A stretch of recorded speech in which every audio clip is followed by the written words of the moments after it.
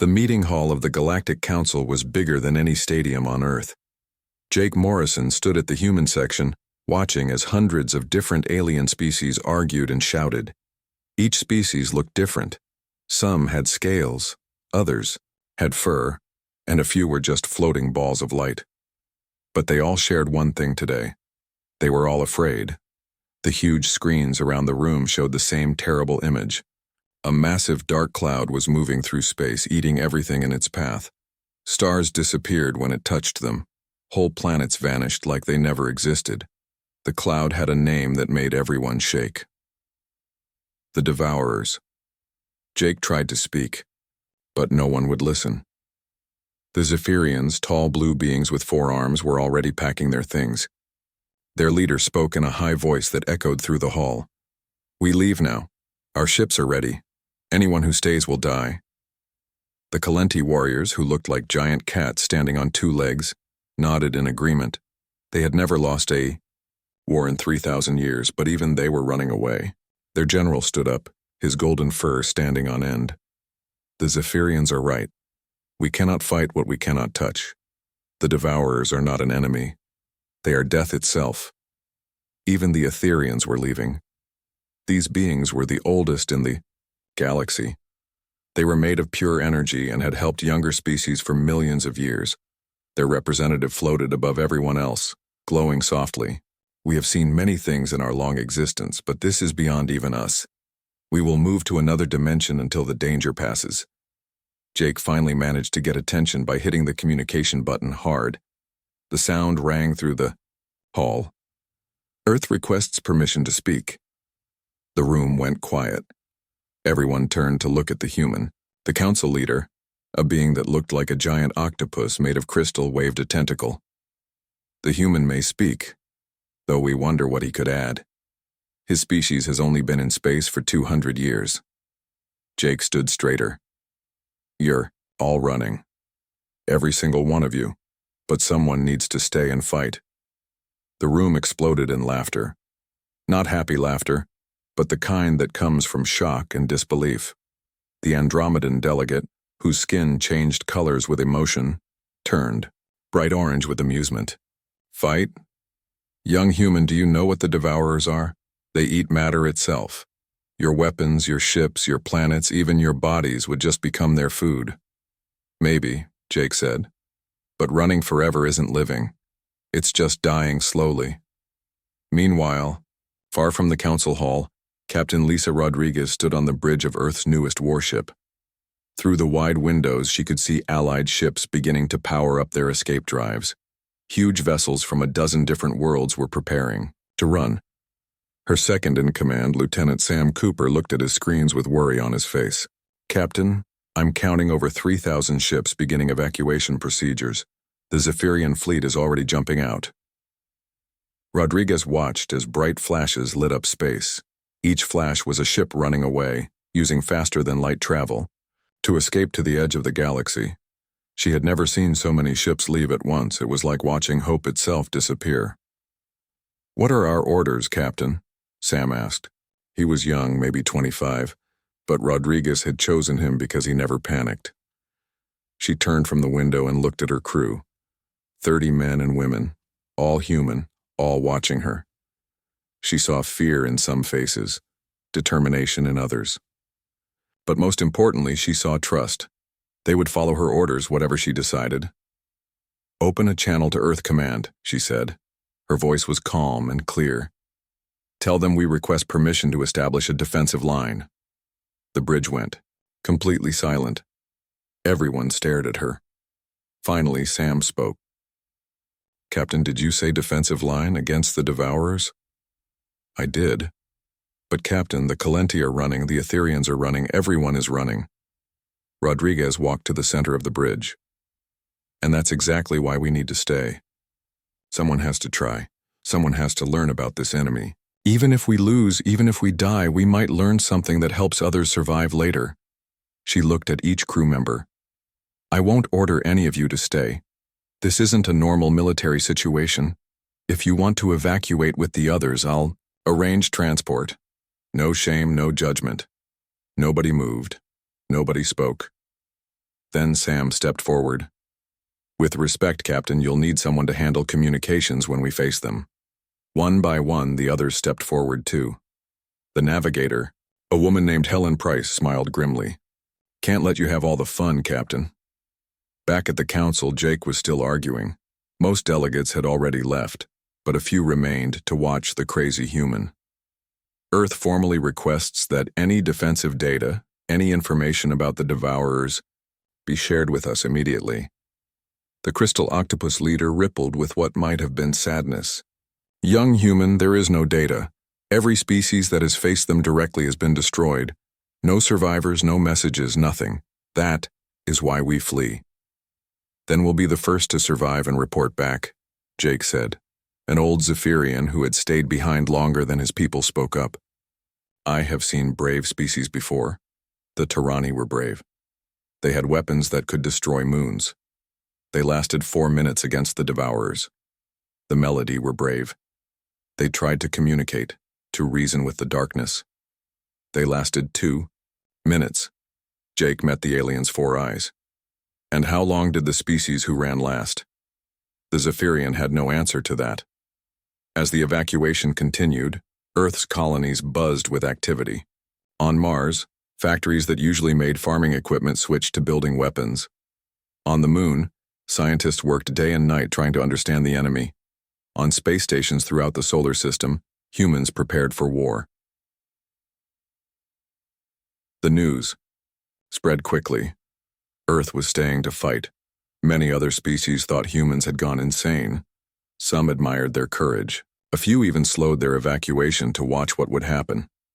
In her cabin that night, Rodriguez looked at a photo of her daughter on Earth. The girl was 10 years old, smiling at the camera with her front teeth missing. Rodriguez kissed the photo and put it in her pocket. Sam knocked on her door. "Captain, you need to see this." On the bridge, the main screen showed the latest images of the Devourers. They were closer now, only 6 months away at their current speed. The darkness wasn't just empty space. It moved like it was alive, with tendrils reaching out in all directions. "Look at Sector 7, Sam pointed. Rodriguez looked and gasped. A Calenti battle fleet, one that had left too late, was being consumed. The proud warships, each one kilometers long, simply disappeared into the darkness. No explosions, no debris. They were just gone. "How long did they last?" Rodriguez asked quietly. 43 seconds from first contact to complete consumption." Rodriguez straightened her uniform. "Then we need to last 44 seconds. That would be progress." She turned to her crew. "Send a message to all Earth forces. We have 6 months to prepare. 6 months to figure out how to fight the impossible. 6 months to show the galaxy that humans don't run from darkness. We bring light to it." Outside, more ships flashed away, fleeing to safety. Soon the humans would stand alone, but they would stand. 3 weeks had passed since the Great Escape began. The space around Earth felt empty now. Where thousands of alien ships once traveled and traded, only human vessels remained. The busy space stations that used to welcome visitors from across the galaxy now stood as lonely guards in the darkness. President Alan Foster stood in the Global Defense Center, deep under the Rocky Mountains. The room was full of screens, computers, and military officers from every nation on Earth. For the first time in human history, there were no arguments about borders or politics. Everyone understood that they would survive together or die together. Foster was 60 years old, with gray hair and tired eyes. He had been president for only 2 years, elected to deal with trade agreements and colony expansion. Nobody had expected him to lead humanity's last stand. But here he was, about to speak to every human alive. The cameras turned on. His image appeared on every screen, every device, across Earth and all human colonies. 10 billion people stopped what they were doing to listen. Foster spoke without reading from notes. His voice was calm but strong. "My fellow humans, I speak to you today not as president of one nation, but as a member of our species. 3 weeks ago, our allies in the Galactic Council chose to flee from the approaching danger. They called us foolish for staying. Maybe they were right." He paused, letting his words sink in. "But I remember our history. Our ancestors faced saber-toothed tigers with nothing but sharp sticks and fire. They crossed oceans on wooden boats, not knowing what lay beyond the horizon. They cured diseases that killed millions. They flew when everyone said humans were meant to stay on the ground. They reached the stars when others said it was impossible. Foster looked directly at the camera. Today, we face our greatest challenge. The devourers are coming. They consume everything they touch. But I say this, we are humans. We don't run from the darkness. We light candles. We don't surrender to death. We fight for life. We stand not because we know we can win, but because standing is who we are. The response was immediate. Across Earth, people cheered. Not the happy cheers of celebration, but the fierce shouts of determination. In factories, workers went back to their machines with new energy. In schools, teachers explained to children why their parents were working so hard. In homes, families held each other and promised to be brave. On Mars, the Red Planet had become humanity's largest weapon factory. Commander Beth Sullivan supervised the construction from a tower overlooking the main complex. She hadn't slept properly in days.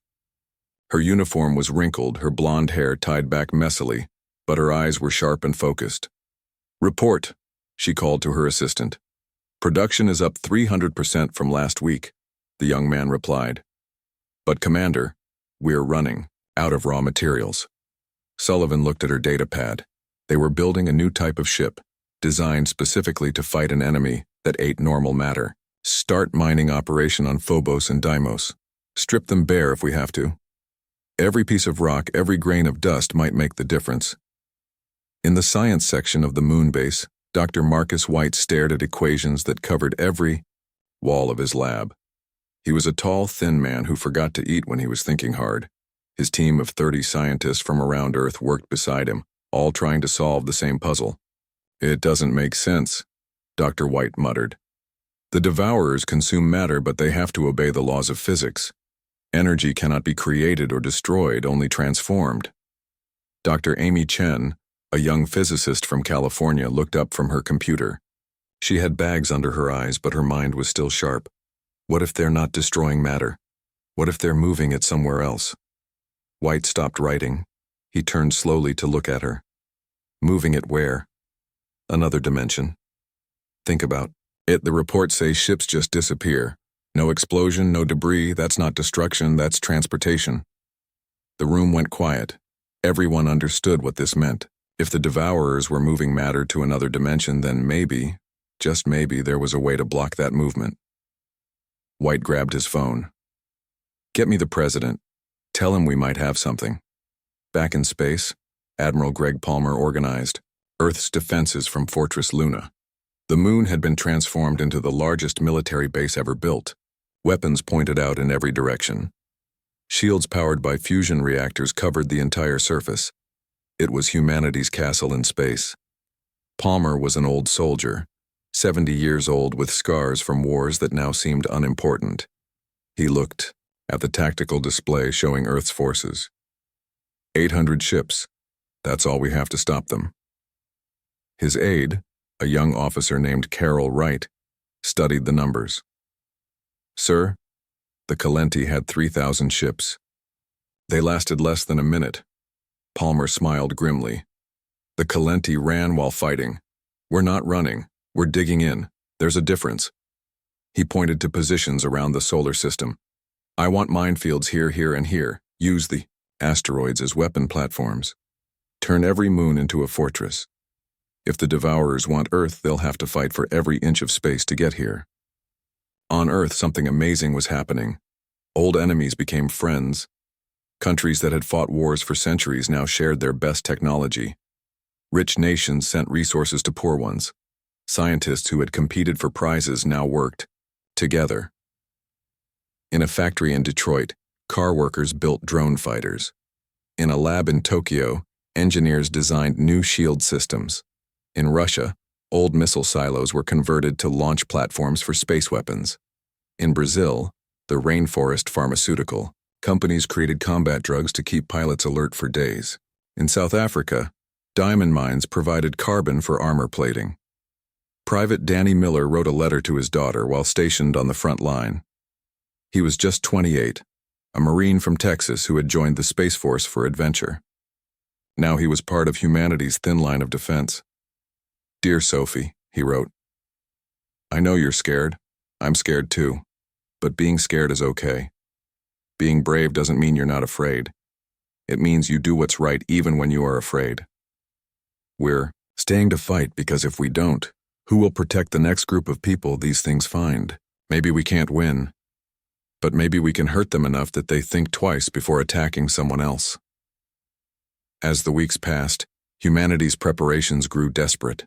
They knew they were running out of time.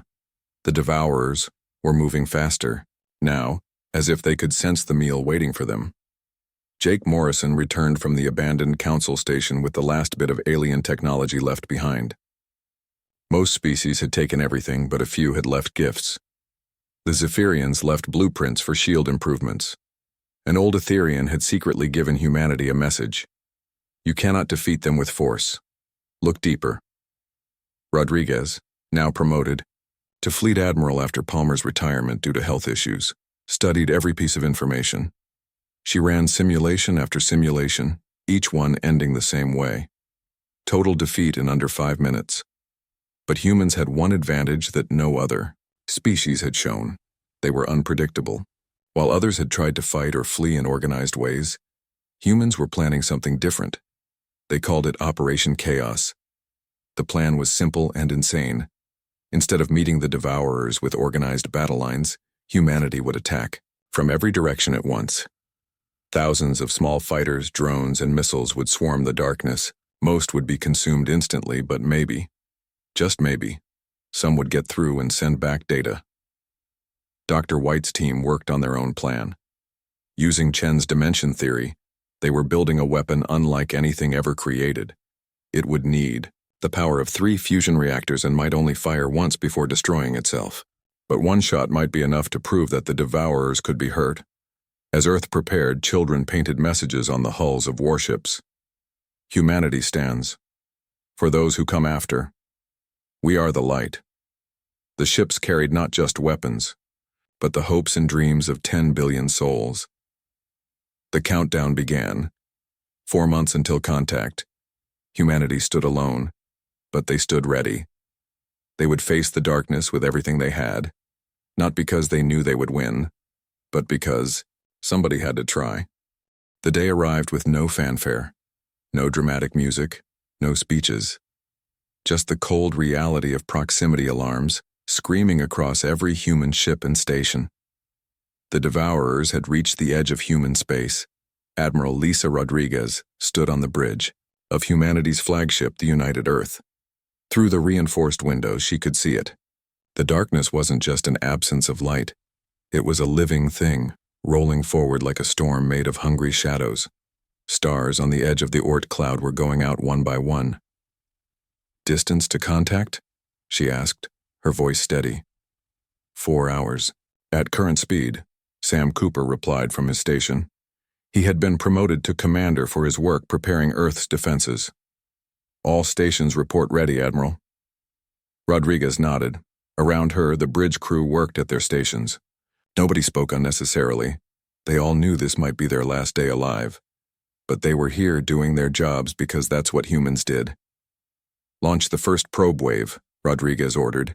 From hundreds of ships and stations, small, unmanned, probes shot toward the darkness. Each one was equipped with every sensor humanity could build. They needed information, even if each probe would only last seconds.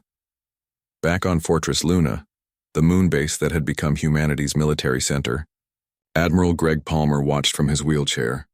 His health had forced him to step down from active command, but he refused to leave. He would see this through. "Probes entering the dark zone," an officer reported. The first probes hit the edge of the Devourers and immediately started transmitting. For 3 seconds, data poured in, then nothing. The probes were gone. "What did we get?" Palmer asked. The science officer's face was pale. "Sir, the readings are impossible. The space inside the darkness isn't empty. It's twisted. Physics works differently in there. Temperature readings show absolute 0 and 1,000,000 degrees at the same time. Dr. Marcus White and his team watched the same data from their lab. Amy Chen ran calculations faster than she ever had before. "Look at this," she said, pointing at her screen. "The probes detected quantum signatures before they died. The devourers aren't just consuming matter, they're converting it to energy and sending it somewhere else." "Where?" White asked. "I don't know, but the energy has to go somewhere. If we can track it, maybe we can find a weakness." The second wave of probes launched, this time programmed to go deeper before activating their sensors. Rodriguez watched the countdown timer. 3 hours until the main mass reached them. In his fighter cockpit, Jack Turner checked his systems for the 100th time. He led Eagle Squadron, 20 of humanity's best pilots. They were part of Operation Chaos, the plan to swarm the Devourers with thousands of small attacks. "You scared, Jack?" His wingman, Pete Collins, asked over the radio. "Terrified," Jack admitted. "But my grandpa fought in World War II. He was terrified too, jumping out of planes over enemy territory. But he jumped anyway." "At least he could see what he was fighting," Pete replied. "Yeah, well, we'll see them soon enough." The Devourers moved faster now, as if sensing the prey ahead. The darkness spread wider, a mouth opening to swallow the solar system. Rodriguez made the call. "All ships execute Operation Chaos. May luck be with us all." Instantly, space came alive with movement. Thousands of drones launched from every human position. Missiles followed, then fighters, then the smaller warships. It looked like humanity was throwing everything at once in a desperate, unorganized attack. But there was method to the madness. Each wave was timed to arrive just seconds apart, giving the defenders constant information about what worked and what didn't. The first drones hit the darkness and vanished, but not instantly. They lasted almost 2 seconds, transmitting the whole time. The missiles followed, some exploding on contact, others being pulled in. The explosions did something unexpected. For just a moment, the darkness rippled. "Did you see that?" Rodriguez shouted. The explosions caused a reaction. Before anyone could respond, the fighters entered the dark zone. Jack Turner's squadron flew in a tight formation, their engines at maximum power. The moment they crossed the threshold, everything changed. "What the hell?" Jack gasped. Inside the darkness, space wasn't empty. There were things moving, shapes that didn't make sense, geometries that hurt to look at, and in the center of it all, something massive and alive. "I've got visual on something," Jack reported, his voice strained. "It's not a ship, it's organic. His fighter was grabbed by a tendril of darkness. Jack fired everything he had, lasers, missiles, even ejecting his spare fuel tanks as bombs. The tendril recoiled slightly, then pulled his fighter apart. But Jack's sacrifice gave humanity crucial seconds of data. His cockpit recorder transmitted everything before he died. The image was blurry, impossible, but it showed the truth. The Devourers weren't ships or machines. They were a single massive organism from another dimension, reaching into our reality to feed. Commander Beth Sullivan watched from Mars as the battle continued. The human forces were being destroyed, but they were lasting longer than anyone else ever had. 5 minutes passed, then 10, then 15. "Why aren't they consuming us faster?" she asked her aide. Maybe we're giving them indigestion," the aide suggested. Sullivan's eyes widened. "That's it. We're not running. We're fighting back. Every ship, every missile, every piece of debris is resisting. It's taking them longer to digest us." On Earth, President Foster watched the battle from the command center. The losses were terrible. In 20 minutes, humanity had lost half its fleet, but they had also learned more about the Devourers than the entire galaxy had discovered in 1,000 years. "Dr. White, are you seeing this?" Foster asked over the communication line. White's voice was excited despite the situation. "Yes, sir. The organism has a core. If we can hit it with enough energy at once, we might be able to wound it." "How much energy?" "Everything we have. And probably more." Rodriguez made a command decision. "All remaining ships form up on the United Earth. We're going in." The surviving human vessels gathered into a spear formation. At the tip was humanity's flagship, its weapons charged to overload levels. They knew this was a one-way trip. Katie, Brooks commanding one of the escort cruisers, sent a final message to Earth. "Tell our families we stood tall." The human fleet punched into the darkness like a bullet into flesh. Ships were torn apart immediately, but they kept firing. The United Earth's main gun, a weapon that could crack moons, fired directly at the core Jack Turner had seen. The beam of pure energy struck something solid in the darkness. For the first time in recorded history, the Devourers screamed. It was a sound that couldn't exist, transmitted through dimensions, felt rather than heard. Every human in the solar system felt it in their bones. The darkness pulled back just for a moment. Then it surged forward with rage, consuming the entire human fleet in seconds. Rodriguez's last transmission was simple. It can be hurt. It can feel pain. That means it can be killed. Back on Earth, the survivors analyzed every bit of data from the battle. They had lost 60% of their ships, thousands of brave souls. But they had achieved something no one else had. They had hurt the Devourers. They had made them pause. Dr. Chen worked through the night, using the data to refine their dimensional weapon. "The core is in phase space," she explained to the president. "It exists between dimensions, that's why normal weapons barely hurt it. But if we can match its phase frequency, we can hit it properly." White finished. "We need to build the weapon. The lighthouse, we'll call it. A beam that can shine through dimensions." The Devourers regrouped outside Mars's orbit. They seemed confused. No prey had ever hurt them before. No species had ever made them feel pain. They moved more carefully now, sending tendrils to probe human defenses instead of rushing in. Humanity had bought time with blood. The question was whether it would be enough. Construction began immediately on the lighthouse built into Phobos, one of Mars' moons. Every surviving engineer, scientist, and worker contributed. Earth's remaining defenders formed a new line at Mars, ready for round 2.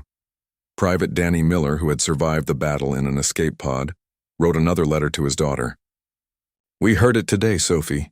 The monster can be hurt, and if it can be hurt, it can be beaten. We just need to hit it harder next time." The galaxy watched in shock. The humans were still fighting. They were still standing, and impossibly, they were learning. 1 year had passed since the first contact with the Devourers. Earth's outer colonies were gone, consumed by the darkness that moved slowly but steadily toward the homeworld. But humanity had learned to make the monsters pay for every inch of space. The lighthouse stood complete on Phobos, Mars's larger moon. It was the ugliest thing humans had ever built, a mass of cables, reactors, and focusing arrays that looked like a giant had assembled it from spare parts. But it was their hope, their answer to an impossible enemy. Dr. Marcus White stood in the control room looking at the massive weapon his team had created. His hair had turned completely gray in the past year. Amy Chen stood beside him, her once bright eyes now carrying the weight of all they had lost. 3 fusion reactors, Chen said, reading the specifications again. Enough power to light up half of Earth, all focused into a beam that exists in 7 dimensions at once. "And we get 1 shot, White added. "Maybe 2 if we're lucky. After that, the whole thing melts." Admiral Lisa Rodriguez, who had survived the first battle by pure chance when her escape pod was overlooked, commanded humanity's remaining forces from the new flagship, Defiance. She had 200 ships left, most of them patched together, from the wreckage of others. "The Devourers are moving again," Sam Cooper reported. He had refused promotion 3 times, preferring to stay at Rodriguez's side. "They'll reach Mars in 72 hours. Rodriguez studied the tactical display. The darkness had learned from their encounters. It no longer rushed in blindly. Instead, it sent probing tendrils, testing defenses, learning patterns. It was smart. That terrified her more than its hunger. "Send out the message," she ordered. "All civilians are to evacuate to the inner bunkers on Earth. All military personnel report to battle stations." On Earth, 10 billion people moved underground. Cities that had stood for thousands of years were abandoned. The bunkers wouldn't save them if Earth was consumed, but it gave people something to do, some sense of control in the face of annihilation. President Foster spoke to his advisors in the deepest bunker under the Rocky Mountains. What are our chances? General Stone, a woman who had led armies before joining the Space Force, was honest. If the lighthouse works, maybe 20%. If it doesn't, 0. Foster nodded. Then we make that 20% count. In space, Jack Turner's younger brother, Bill, led the new Eagle Squadron. He had watched his brother die in the first battle, seen the footage from his cockpit recorder. Now he flew the same route, ready to face the same enemy. Listen up, Eagles, Bill said to his squadron. We're not trying to be heroes, we're trying to buy time. Every second we keep them busy is another second for the lighthouse to charge. Stick to the plan, watch each other's backs, and maybe we'll see tomorrow. The Devourers approached Mars like a tide of ink spreading across paper. But this time humanity was ready with new tactics. Instead of meeting them head-on, they had planted thousands of mines throughout space. Not regular mines, but quantum bombs that existed in multiple dimensions at once. The first mine detonated when a tendril touched it. The explosion wasn't just in our dimension. It rippled through phase space, actually hurting the creature. The darkness recoiled, then moved more carefully. It's working, Cooper reported. They're slowing down. But the Devourers were learning too. They started sending smaller tendrils to trigger the mines safely, clearing paths for the main mass. It was a battle of adaptation, each side learning from the other. Commander Beth Sullivan watched from Mars's surface as the battle began in earnest. Human ships danced between the tendrils of darkness, firing and retreating, never staying still. They had learned that movement confused the creature, made it harder to grab them. Lighthouse status? Rodriguez asked. 60% charged, came the reply. We need 30 more minutes. 30 minutes. Against a creature that had consumed civilizations in seconds. Rodriguez made the hardest decision of her life. All ships, execute Protocol 7. Protocol 7 was a suicide run. Ships would overload their reactors and ram the Devourers, hoping the explosions would slow them down. It was trading lives for time. 20 ships immediately changed course, accelerating toward the darkness. Their crews sang over the radio. Not military songs, but human songs. Pop music, classical, folk songs from 100 cultures. They sang. As they flew to their deaths, the first ship hit and exploded in a flash that could be seen from Earth. The darkness writhed. Another ship hit, then another. Each explosion bought seconds, maybe a minute, but seconds added up. Katie Brooks commanded one of the suicide ships. Her last message was simple. For our children. Her explosion actually tore a small hole in the darkness. For just a moment, stars were visible through the gap. Then it sealed, but humanity had seen something important. The Devourers could be wounded. They could be torn. Lighthouse at 90%, White announced. Almost there. The darkness surged forward, angry now. It had never faced prey that fought like this, that chose to die fighting rather than flee. Hundreds of tendrils reached for the remaining human ships. Bill Turner's fighter was caught. As the darkness pulled him in, he transmitted everything his sensors could detect. There are more of them, he gasped. Not one creature. Multiple beings. Working together. They're trapped. They don't want to be here. They're trying to tell us something. His signal cut off. Did you hear that? Chen asked White. They're trying to communicate? White's eyes widened. The quantum signatures. We thought it was random, but what if it's a language? There was no time to explore this revelation. The Devourers had reached Mars. The red planet began to disappear, its surface peeling away like paint in acid. Lighthouse ready, White shouted. Firing now. The weapon activated with a sound that shouldn't exist. Energy poured through dimensions, creating a beam of pure white light that cut through the darkness like a sword through shadow. It struck the core that sensors had detected, the heart of the creature.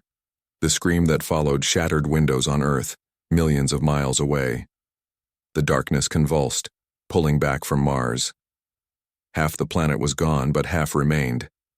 Again, Rodriguez ordered. Fire again. Charging, White replied, 60 seconds. The Devourers writhed in pain but didn't retreat. Instead, they sent a massive wave of darkness toward Phobos, toward the lighthouse. They understood the threat now.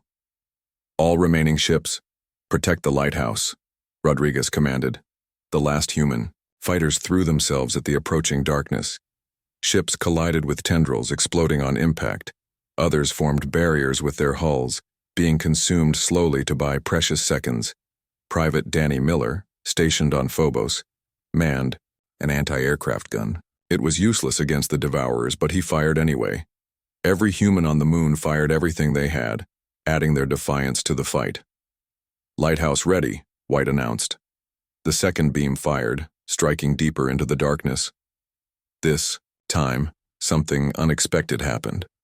The beam didn't just hurt the Devourers. It opened a window, a brief glimpse into their dimension. What humanity saw changed everything. The Devourers weren't invaders. They were prisoners. Beings of immense power trapped in a collapsing dimension, forced to consume matter from our universe to keep their reality from imploding. In their dimension, billions of alien souls were trapped, consumed over millennia, all crying for release. "My God," Foster whispered from Earth. "They're not monsters. They're victims." The window closed, but the message was clear. The Devourers pulled back, not fleeing but pausing. For the first time in their eternal hunger, someone had understood. Someone had seen their truth. "They're waiting," Rodriguez realized. "They're giving us a chance to find another way." The lighthouse was damaged, barely functional. One more shot might destroy it completely, but humanity had learned the most important lesson of all. The enemy wasn't evil. It was desperate, and desperate beings could be reasoned with, could be helped. "Dr. White," Rodriguez said, "can you modify the lighthouse? Not to hurt them, but to communicate?" White looked at Chen. She was already working on the calculations. "Maybe. If they're quantum beings, we could modulate the beam, turn it into a carrier wave for messages." "Do it," Rodriguez ordered. "We have one chance to turn this battle into something else, something better." As Earth's scientists worked frantically, the darkness waited. Two forces that had been trying to destroy each other now stood on the edge of understanding. The real battle, humanity realized, wasn't against the Devourers. It was against the prison that held them. The silence stretched between the two forces like a held breath. The Devourers, dark and massive, waited just beyond Mars. Humanity's remaining defenders, barely 200 ships, held their positions. Nobody fired. Nobody moved. For the first time since the war began, there was peace. Dr. Amy Chen had not slept in 3 days. Her fingers flew across keyboards as she converted the lighthouse from a weapon into something unprecedented, a dimensional translator. Marcus White worked beside her, both of them knowing they had perhaps hours before the ceasefire ended. "The quantum signatures they emit," Chen explained to President Foster over the video link. "They're not random. They're compressed messages, like putting an entire library into a single symbol. I'm building a decoder." Foster nodded from his bunker on Earth. "How long do you need?" "Days. Maybe weeks," White answered honestly. "You have 6 hours," Foster replied. "That's how long our psychologists think the Devourers will wait." Admiral Lisa Rodriguez floated in her command chair, watching the darkness. It hadn't moved for 12 hours, the longest pause since it entered human space. But she could see small movements within it, discussions perhaps, debates about whether to trust these tiny beings who had hurt them and then tried to understand them. "Admiral," Sam Cooper said softly, "we're receiving something." On the main screen, a tendril of darkness extended slowly toward them, not attacking, just reaching. Rodriguez made a decision that would be debated for centuries. Move the Defiance forward. Meet them halfway. The bridge crew looked at her in shock. "Admiral?" Cooper asked. "They're reaching out. If we don't reach back, we lose this chance forever."